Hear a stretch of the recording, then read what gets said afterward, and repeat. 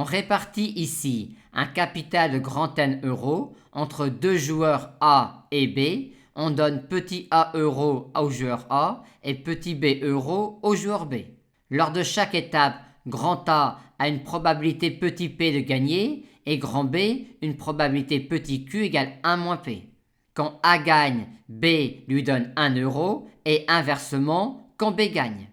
Et la partie s'arrête quand l'un des deux joueurs est tombé à 0 euros, auquel cas on dit qu'il y a ruine du joueur.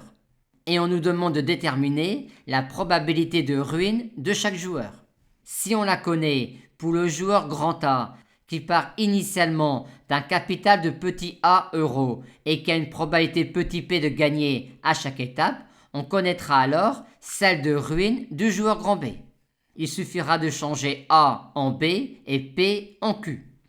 Intéressons-nous donc uniquement au capital du joueur grand A, en sachant que la partie va s'arrêter quand son capital vaudra 0, auquel cas il sera ruiné, ou quand son capital vaudra grand N, auquel cas le joueur B sera ruiné.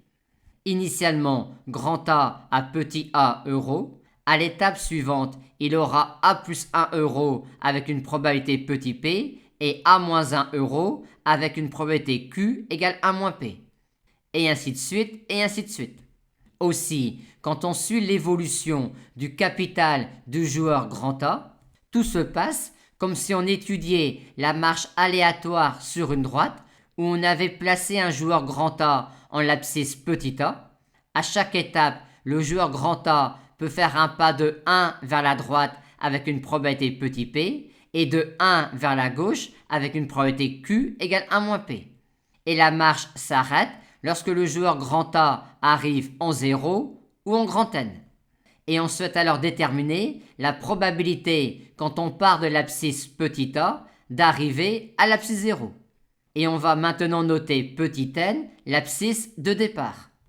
Et un, la probabilité que le joueur A termine en 0 quand il est parti de l'abscisse petit n. On peut tout de suite dire que si on place initialement le joueur grand A en 0, sa probabilité de ruine est égale à 1.